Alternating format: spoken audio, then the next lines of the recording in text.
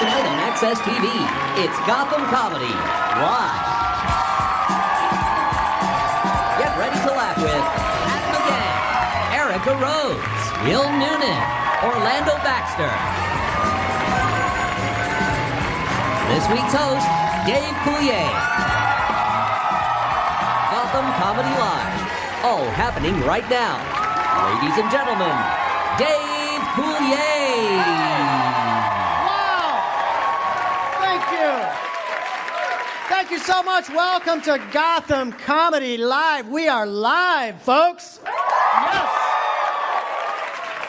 I have not done live TV since 1947, for crying out loud. I was telling my friends, I'm going to New York, I'm going to host Gotham Comedy Live, and they were like, wow, live TV, that you really have to be careful, right? Like, no swearing, and I'm like, oh yeah, it's not like I can come up here and go, hey, how the fuck are you guys? Yeah, so you can't do that.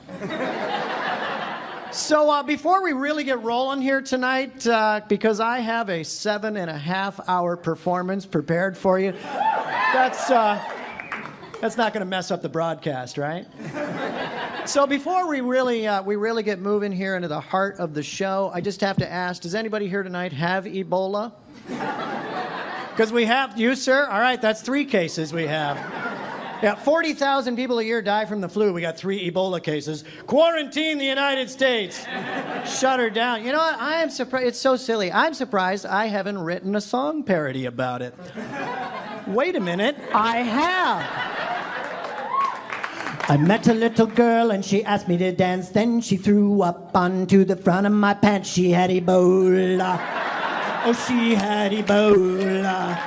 Now I've got Ebola. Oh, yeah. So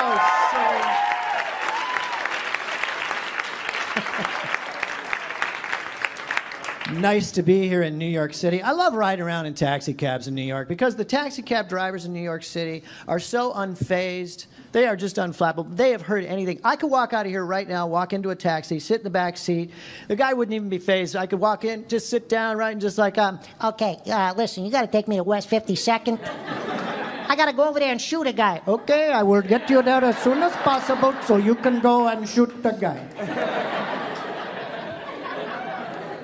I love the sound of different voices. I started doing voices when I was a little kid. I used to ride my bike down the street just doing my Kermit the Frog impression for my neighbors. I'd be like, hello there, Mrs. Costello. Sorry, I have a frog in my throat. oh, that David, he's mentally handicapped. You know, he pooped in the tub when he was 4. That goes right to the noggin. I was a scrawny kid growing up. There was a kid on my street who always wanted to beat me up. His name was Tom Saunders. And one day he stopped me on my bike. He was like, I'm going to pound your face in. And my defense mechanism was to try and make him laugh by doing the Cowardly Lion from The Wizard of Oz. So I was like, put him up, put him up. If I were king of the forest. And he beat the living crap out of me. So stupid. I moved out to Los Angeles to chase my dream of comedy when I was 19 years old. I went to an all-boys Catholic college prep high school. I did. Thank you, sir. I'm messed up, too.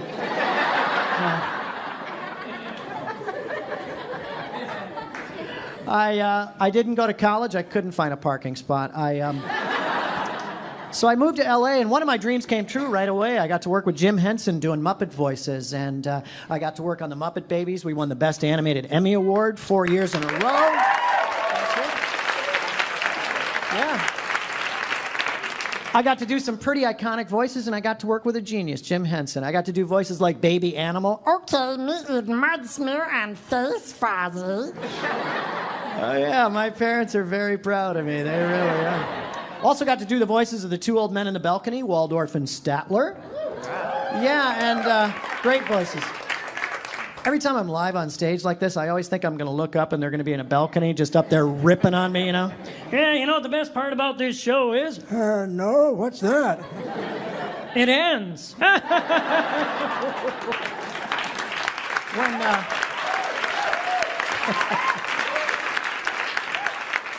When I moved to Los Angeles as a young comedian, I got to share the stage with some brilliant comedians. We just lost two of my favorites, Joan Rivers and Robin Williams. My hat's off to them. They paved the way for some amazing comedy.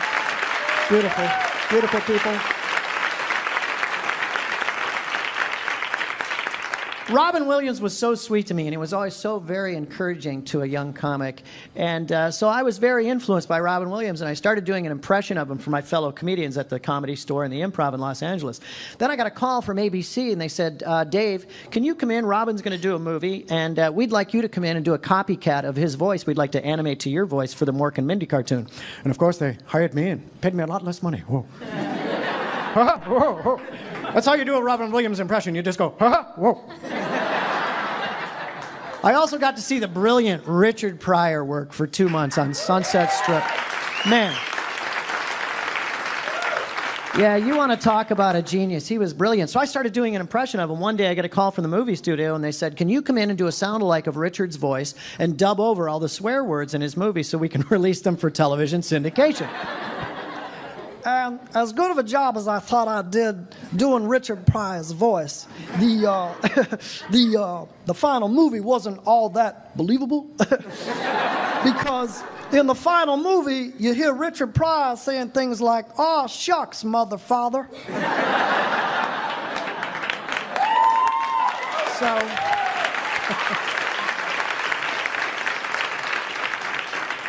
So I became a professional copycat. I ended up copycatting a lot of comedians' voices. I copycatted Bill Murray's voice on the Real Ghostbusters cartoon on ABC. And I remember I was at my dad's house. My dad's 84 years old. And my dad's old school. And I was telling my dad, I got hired for the job. I got off the phone. I was like, so Dad, looks like I'm going to be doing this, this Bill Murray, Peter Venkman voice, So, so I got that going for me, which is nice, My dad, being old school, just looked at me. What's wrong with your lip? Are you hopped up on something?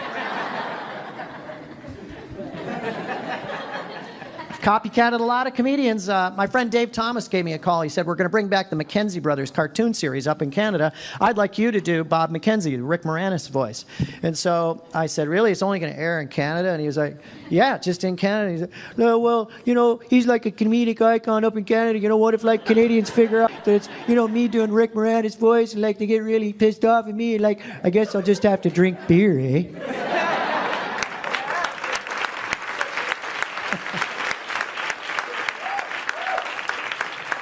Sometimes I can only do one word of a character, but I think it still captures the the actual character, the essence of the character. So here's an example of that. Here's my impression of Tom Hanks in the movie Castaway. Here we go. Wilson! Oh, Wilson! Oh, Wilson!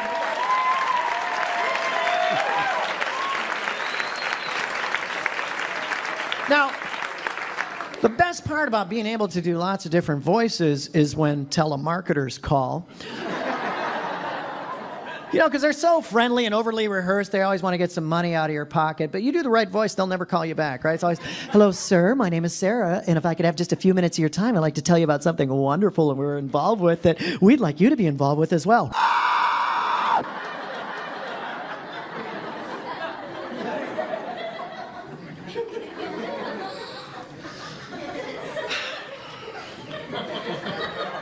Sir, was that you? I'm right here, sir, waiting for you. You know what, sir? I don't know what that was. Why don't we just try this again? There'll be no more trying, Sarah. Oh, you have entered the gates of hell, Sarah. I'll be paying you a visit this evening, Sarah. Keep an eye open. And I don't think I'll be hearing back from Sarah or the people from Toys for Tots ever again, I'll tell you that much. That's my time. We got a lot more show. We're bringing out 4 great comedians. Don't you go away. Stay tuned for more laughs on Access TV. Live from the Gotham Comedy Club in New York City. Pat McGann is taking the stage when we return.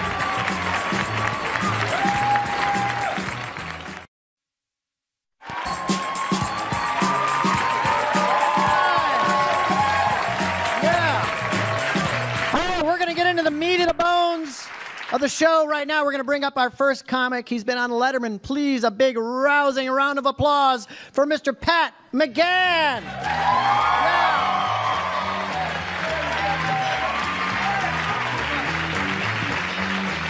Yeah, how we doing? We're live. I love it.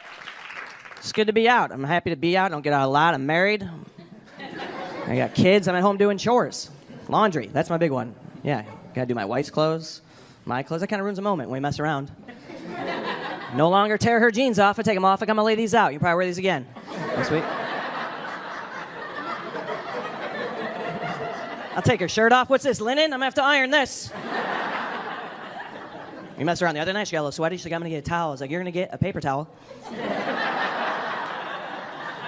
I just did towels. That's actually a lie. We're not messing around much these days. Just had a baby. Yeah, just had a baby, and you don't have to clap. Keep the applause to yourself. It's our third one. We don't care either. We're good. Yeah. Yeah, we got 3 under 3. And my wife, she's pregnant, just a lot. And I miss it now. I miss it because it's fun walking around with a pregnant woman. People ask you stupid questions. You going to videotape the birth? That's a big one. You going to videotape it? It's like, yeah, of course. We already have the conception on tape. Want to be able to tell the whole story. People want to guess what we're having. We never knew. Like our first one, girl, didn't know. We actually got her a lot of gender-neutral clothes before she was born. So we just dressed her like Ellen for a while. Yeah. She was crawling around in pants and blazers, you know? Kind of looked like this dude over here. Yeah. People just think they can say anything to a pregnant. We're at the grocery store. We buy a lot of juice. My wife's really showing. The girl checking us out. You really thirsty during the pregnancy? My wife's like, yeah, that's been a side effect. That could be a sign you're diabetic. Is that right? You know how you're ringing up our groceries? That could be a sign you're not a doctor.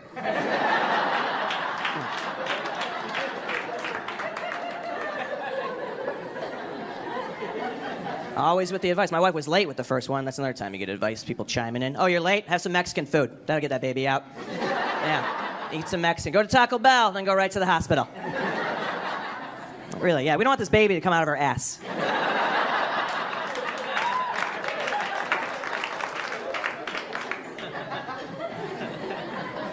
I was there when they were born, in the room. You gotta be, right? Gotta be in the room. I was there, a little freaked out though. First time, walked in there. Nurse is like, let's go, Dad. Grab a leg. Grab a leg. So what are you talking about, grab a leg? Is there a bucket of chicken in here?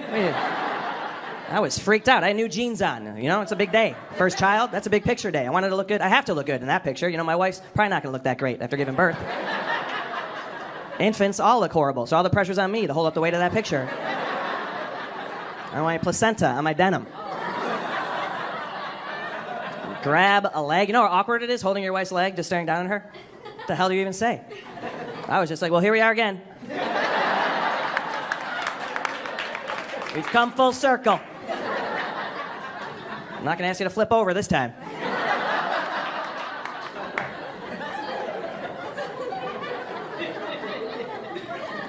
We had a girl and a boy. We had the girl, so I was thrilled, but I wanted that boy. Once you have the girl, I was saying it too. I want a boy. I wasn't like, I just want a healthy baby.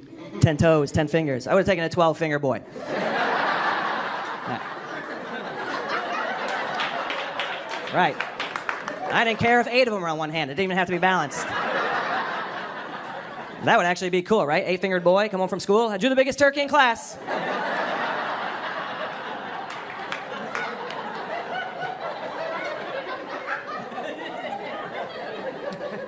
So it's fun, but that's my life. I don't go out, not my 20s, like this dude here. Look at this guy, just Thursday night live taping. Let me grab my hoodie. That was great. Yeah, there he is, right there. Chewing gum, too? Really, would you ride your bike here? Oh, great, love it. I'm jealous of people in their 20s. That's why I make fun of them. I'm sorry. Like this guy here with his tight shirt, the sleeves that end right here. It's like, what size shirts are these guys wearing now when they go out? It's like, what is that, 9 to 12 months? Is that right there? Is that button up down here? Like, yeah? Going to a TV taping. Let me grab my onesie. Let's do it. Call your buddy up. You got room on your handlebars? Let's roll.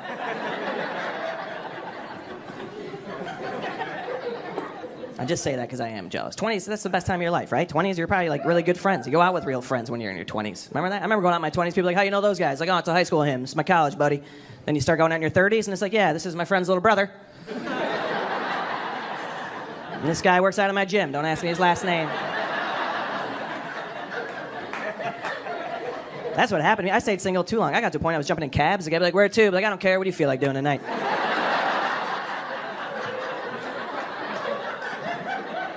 You're driving. I don't go out and crush it anymore with my bros. That's what you guys do, right? Go crush it. Everything's violent with the guys in their 20s, right? Yeah, we were crushing it, bro. Saw this girl, wanted to destroy her. It's like, what are you talking about? She's 26. She's got her whole life in front of her. I would wreck that. I would drink her bathwater. How disgusting is that, guys? Guys talk. Is that ever going to happen, by the way? What's that scenario? You just get a text like, hey, come on over. I'm in the tub. Doors open, straws on the sink.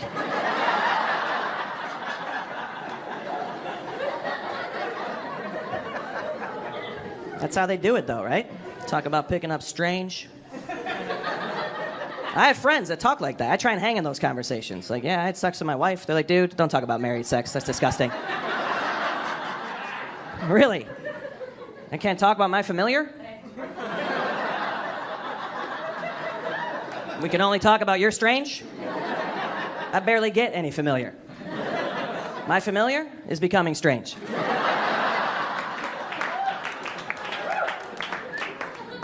No, my wife's great. She's tired, though. We're both tired, you know? She's nursing our kids, like our newborn, breastfeeding. Have you seen that? That's amazing. I don't think women get enough credit for that. That is something else. Yeah. Yeah, you can clap for it. I hope you mean it, because it is incredible and fun to watch. I don't know if you've seen the nursing bras. Those are outstanding. You got a little latch. Boom. There it is. Where the hell were those in high school? Wouldn't that have been great? Like, hey, I know your parents are home. You don't have to take the whole thing off. Just crack a window.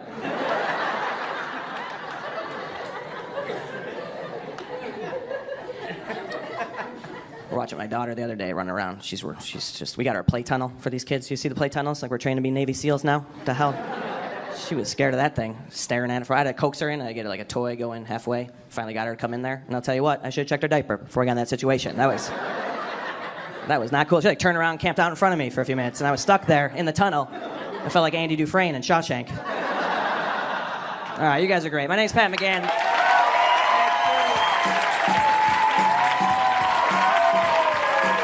Stay tuned for more laughs on Access TV. Live from the Gotham Comedy Club in New York City, Erica Rhodes is taking the stage when we return.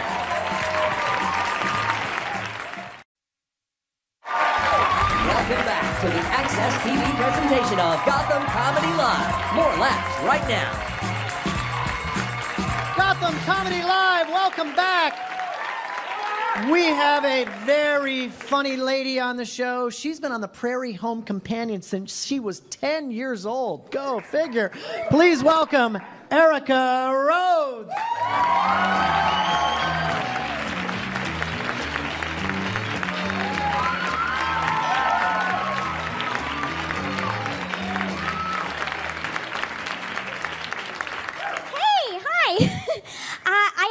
I just got some cool news I thought I'd share with you. I was just praised as being an exciting and wildly inventive new comic. Thank you. Thanks. Yeah, you can look it up on the About Me section on my Facebook page, along with some other glowing reviews from my mother. When I was little, I was compared a lot to a young Drew Barrymore. And then as I got a little older, I got a young Heather Graham. But now I like to think of myself as like a washed-up Dakota Fanning. I'm going home tomorrow to visit my parents. I love going home, you know, because it brings back so many memories, like why I left. But for some reason, my parents are actually very excited that I'm doing stand-up. They just got into like a little fight about who I got the comedy chops from. My mom, of course, thinks it's from her. My dad thinks it's from him. And I just want to know, like, who's going to want credit when this joke bombs. I guess I'll keep it this time. I'm a lot like my mom. She's a vegetarian. I'm a vegetarian. She cries very easily during movies, and I cry very easily during movies. She turned down Harvard, and I also didn't go to Harvard. Thanks. Someone else didn't either. But you know, it's okay because I heard Steve Jobs, like he dropped out of college, right? And he made $1 billion, so I don't want to brag, but I actually dropped out of college twice. So, thank you. Wow, thanks. Thanks some other college dropouts. Thank you. Yeah, you can do the math because I have no idea how. You know, I went to Boston University for a year. Thank you. Thanks. And I liked it, but like I was so overwhelmed by the workload, you know? So I went to my advisor seeking guidance. And she was like, "You think this is bad, just wait till you have kids." So I took her advice. I'm not going to go back till I have kids.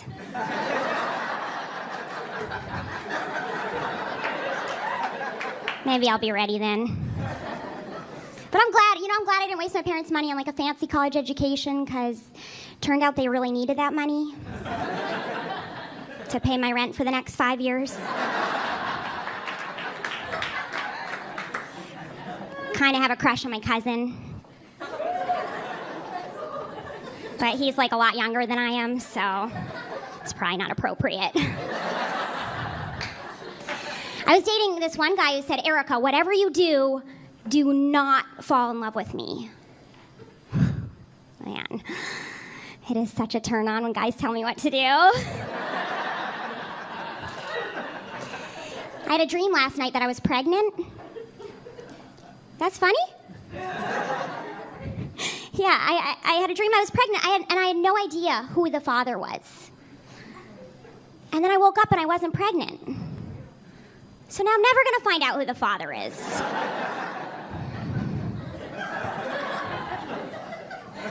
A lot of guys get very turned on by my voice.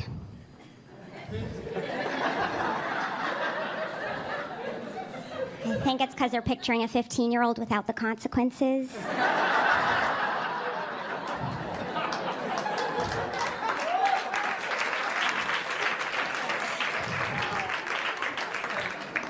My ex, he never thought death was so bad because we experienced so much pain and suffering in life.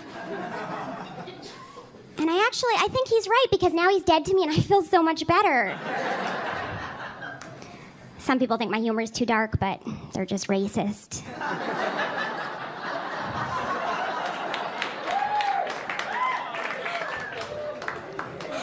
I got a vibrator recently.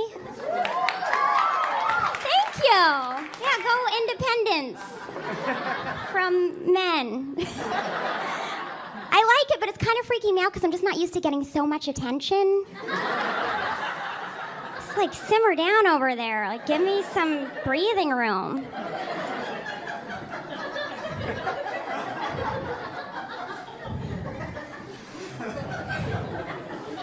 There's a lady with a really nice laugh over there. I don't know if you can get her in the corner, but wow. Thank you.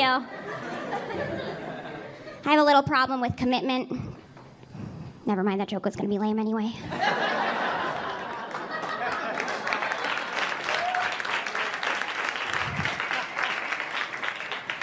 My dad's in a wheelchair. It's okay. I just thought you guys were getting too excited. So.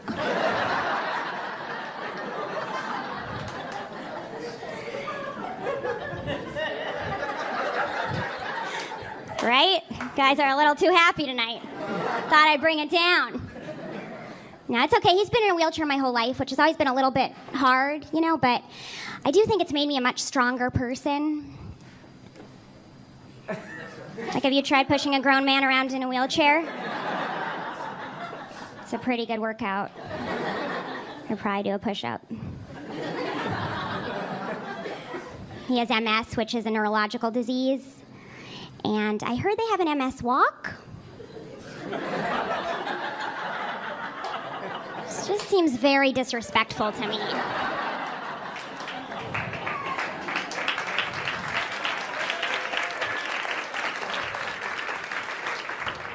My dad doesn't like that joke, and I'm always like, sorry, Dad, when I have an idea, I run with it.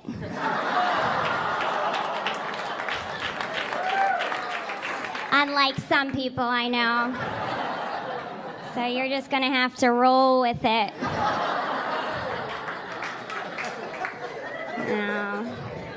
No, he's a good sport. He's not good at sports, but.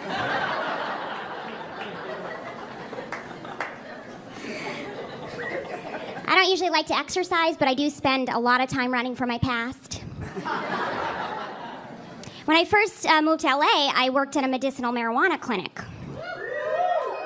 Yeah, it's a pretty cush job. But it was kind of sad because I've never met so many 20-year-olds with cataracts. Just one after another. Sad situation. I actually used to think I was too depressed to be a comedian. And then I learned that I'm too depressed to not be a comedian. Thank you. Some depression in the front here. I spend most of my therapy sessions showing my therapist clips from my stand-up act. And I think I'll know I've really made it when I don't have to pay my audience $200 an hour. I've decided, though, I'm never doing nudity, unless maybe it's for Scorsese or a really good web series. I just launched a very big Kickstarter campaign. I am making a movie called Erica's Rent. And the goal is to raise at least $1,100 plus utilities before the end of the month. So just make out a check to Erica Rhodes after the show. Thanks, guys. I'm Erica Rhodes. You guys are awesome.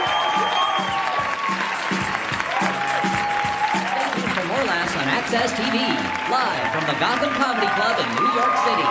Will Noonan is taking the stage when we return.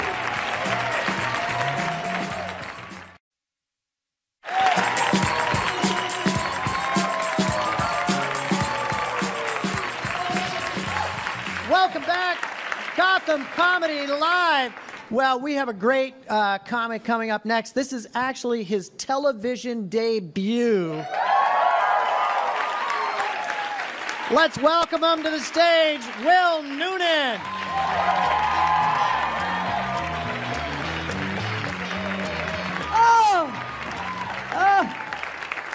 New York City, what's going on? Oh my God. I just came down from Boston today, guys, and that's where I'm from. All right. Thank you. Some people are hissing and booing, but you can't hear them at home. They're dicks. I'm from Boston, but you may have noticed I don't really have that much of a Boston accent, right? And that's because I'm not drunk right now. Because if I were drunk, it would be out. And I feel like that's the thing with the Boston accent. No matter what, if your accent is thick enough, you sound shit-faced 24 hours a day. Even children. My niece is 4 years old. She sounds hammered all the time. She's like, I want to watch Dora the Explorer. Put on Dora. I'm like, put the scotch down, I'll put it on. No need to give me the finger right now. It's funny too, man. But I'm Irish Catholic, as you can probably tell from the sunburn I'm getting. Yeah. I'm getting a burn right now up here. I also have the Irish Catholic face, which is like a drinking thermometer.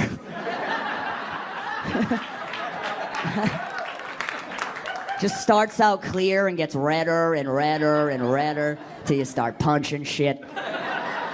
And then time to get out of bed, start the day. You're ready. Boston is so Irish Catholic and so Irish that if anyone is anything else, they're like an exotic animal to us. So one dude was part French. Everyone's like, you're part French? Do you know what Nicki Minaj really means? So one chick was part Native American. You ever meet someone who's Native American, even if it's the tiniest little bit, they gotta brag about it all the time. I'm 135th Native American. Totally knew it was gonna rain today. Could feel it. Never have to pay for parking at casinos. You never hear anyone say that with other stuff that's a little different. You never hear anyone say, yeah, I'm a little gay on my dad's side.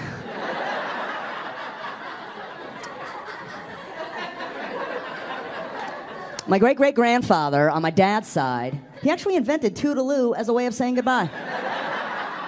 That was us. I started thinking about this because I found out I do have some gay in my family. I have some gay heritage. Yeah, give it up, sure. My big brother came out of the closet a couple years ago on Christmas Day. The Lord's birthday. Which could have been fucked up. Turned out it was the best Christmas present that I've ever been given in my entire life. Because we're Irish Catholic. Because now that he's openly gay, my drinking problem isn't really such a big problem anymore. Yeah.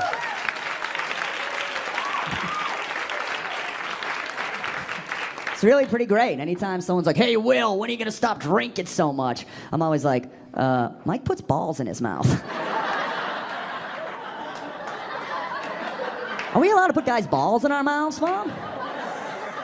I'm going to go get hammered and play Xbox for the next 10 years. Toodaloo. It's caused like this little bit of anxiety for me though, because like my brother was 35 when he came out of the closet. I'm not 35 yet. I know I have the gay DNA swimming around. Right? That shit can wake up anytime, any second, any day. I feel like I have this gay shadow that just follows me everywhere I go, and one day he's gonna tap me on the shoulder and just be like, Tom Brady is handsome. Look at his mouth, look at his mouth. So I like to test myself once a year. I have one of my buddies come over, this is him, for this story. One of my buddies come over, get naked, and then I'll just look at him to see how I feel. Thanks again for doing this, Jim, I really appreciate it. I don't think this is a year, man, I'm not really feeling anything right now. Doesn't smell good either, Why does it smell like a hospital gift shop? All right, bro. See you next Columbus Day. You guys are a great crowd, I'll tell you that, man. I travel, thank you. Oh, thank yourselves. I travel all over this country, and I was in New Haven, Connecticut, and this guy came up to me after the show. That's rare, all right. This guy came up to me after the show, and he was like, I got something you could tell your brother. He's a drunk homophobic guy. I got something you could tell your brother. Tell your brother there were no gays on the Mayflower. That was his big point he had to make. There were no gays on the Mayflower. And then I was like, hey, buddy, smarten up. It's 2014. Don't be a fucking ignorant asshole. Who do you think came up with the name the Mayflower?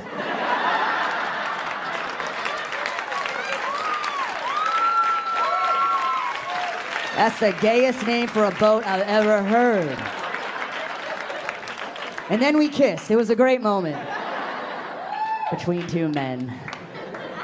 I was just outside before the show, and I saw like one of those fire trucks, FDNY fire trucks, going to the scene of a fire with the lights and the sirens. Do you guys ever get that like patriotic feeling, right? You like wave at them sometimes. Like, go get them, guys! Go put out that fire, you're heroes, you're the bravest! But every time I see a cop in my rearview mirror, I'm like, this fucking asshole. Yeah, go ahead, pull me over, you glorified hall monitor. Can't you be a fireman? Why do we do that, right? They're both heroes, but why do we like one hero way more than the other hero? Maybe because no one's gonna have 4 beers here tonight and spend the whole drive home looking for fire trucks. They're just fun dudes, man. Even their dogs are fun. You ever hang out with a police dog? Where's the cocaine? Right? Dalmatians, they're just like, who's got the best spaghetti recipe in the firehouse? Let's go get laid. Firemen get laid a lot. They get laid so much they have extra beds at work. They have a stripper pole ready at all times. Firemen get laid so much it's one of the most dangerous jobs on earth, and there's volunteer firemen. Guys are like, I could die, I could fall off a ladder. Okay, I'll do it for free. for the hand jobs. I was listening to the weather report on the way here, and they're doing that new thing on the weather where they tell you what it feels like outside. What the fuck is that? You know what I'm talking about? Oh, it's 65 degrees outside. Feels like 55.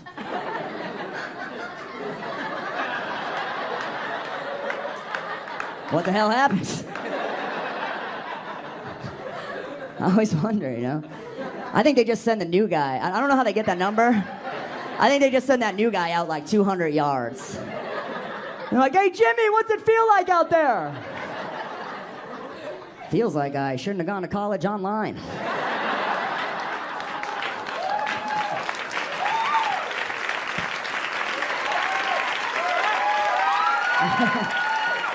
Part of me loves it, though. What if they did that with everything on the news? Like, told you a little bit of the news and then told you what it felt like right after? They'd be like, John Travolta is being sued by a muscular male masseuse. Feels like he's hiding some gay stuff. Massive herd of tornadoes rips through Tornado Alley. Feels like God doesn't want people to live there anymore. Former Pope retires early. Feels like there's nothing more Catholic than pulling out before you're finished. I'm Will Noonan. Thank you, guys.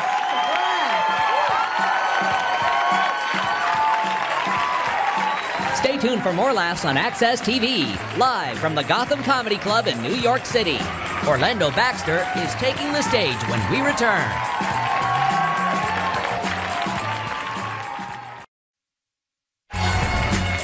Welcome back to the Access TV presentation of Gotham Comedy Live. More laughs happening right now. All right, welcome back. Gotham Comedy Live. We have a comedian who's returning for his second time here on Gotham Comedy Live. Let's give him a big rousing round of applause for Orlando Baxter, ladies and gentlemen.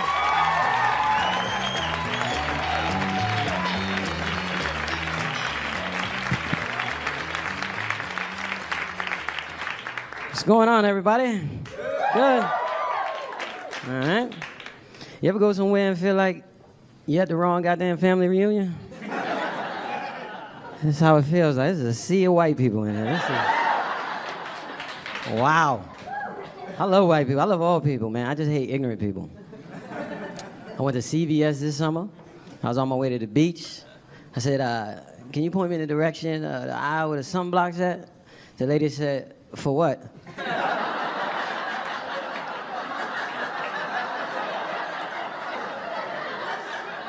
I said, I'm going to the beach. She said, is it for you? I said, no, it's for the white girl I got tied up in my trunk.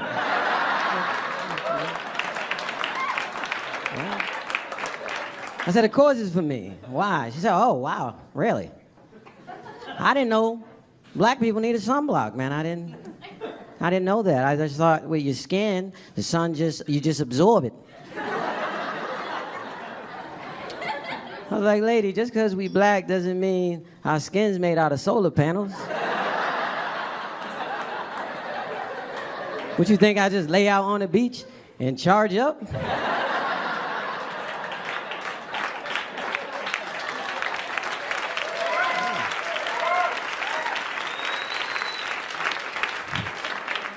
Where, just get up and use the energy to run faster? I'm celebrating my 10-year anniversary of not having to wear glasses, so yeah. Thank you. Got that LASIK eye surgery, man. It's great. I hated wearing glasses, man. I hated it because I had to wear glasses because I had a lazy eye, right? So I had the glasses. And when you wear glasses because you have a lazy eye, right, you can never take the glasses off because you learn at an early age, no matter how many times people make fun of you, you much rather hear, hey, Four Eyes than, hey, who the hell are you looking at?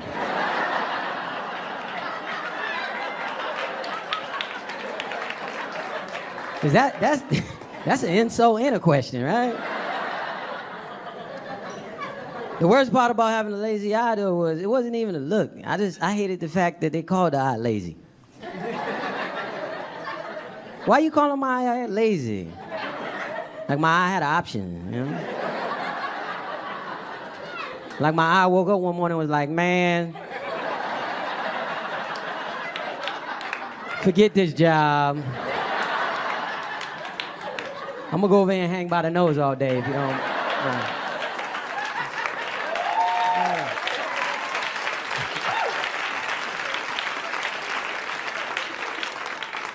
So I've been a high school teacher for 12 years. No need to clap. I quit about a month ago. Yeah. A lot of people think I did it so I could kind of pursue my comedy career full time, but the truth is I did it because I got tired of driving to work every day, wishing the building burnt down, you know?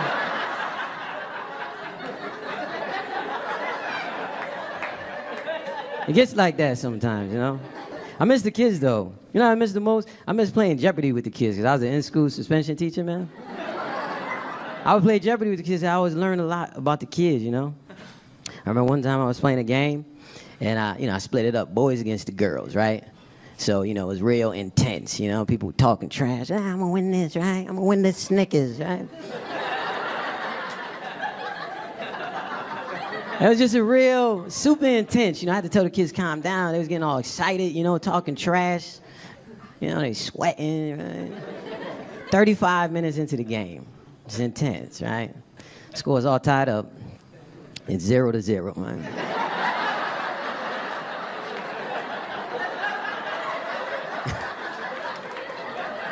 I'm a little frustrated because I let them use the books, you know what I mean?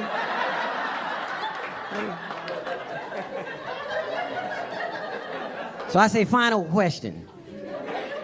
Final question. This is for the championship. What is the capital of Massachusetts?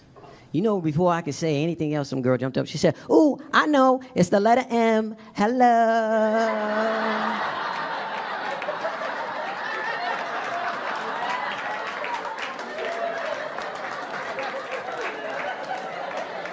But that wasn't the crazy part. The girls on her team started dancing too. They're like, hello. And it was crazy. It was like watching someone do the touchdown dance in the wrong goddamn end zone. I'm like,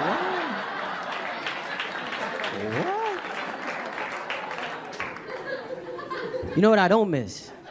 I don't miss breaking up fights at school, man. I don't miss it. You know what I'm saying? Because they don't give us no training. I don't know if you guys know this. They don't train us. They're always like, use your instinct. Word? What if my instinct tells me to put $5 down on a big girl?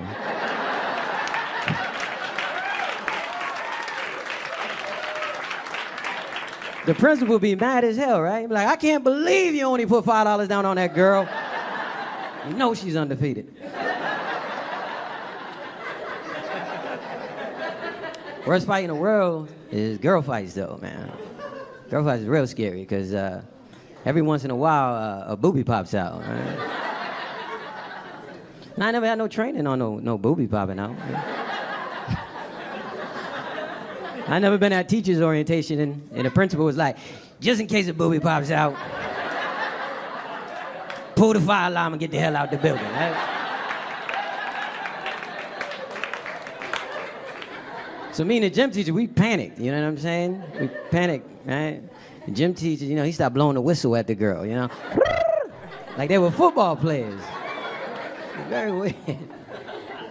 I went and got help.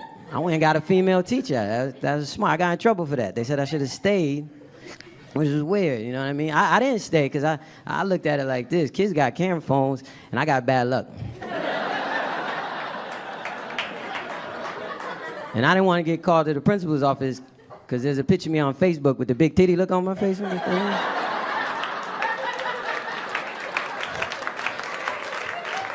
Now I got to explain myself. See, I used to have a lazy eye, and every now and then... Yeah.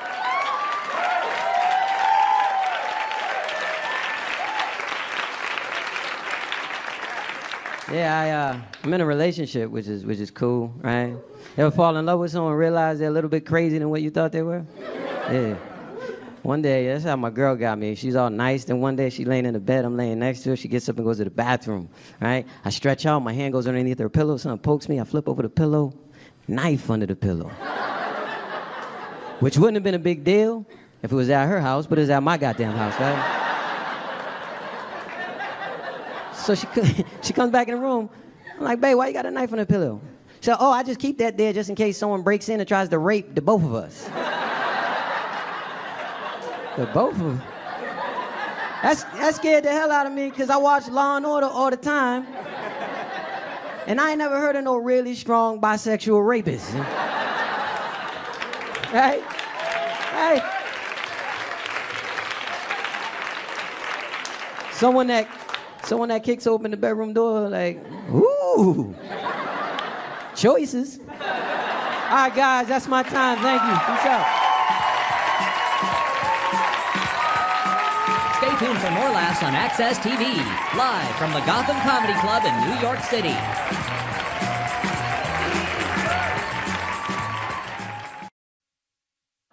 All right, let's bring up all of our comedians.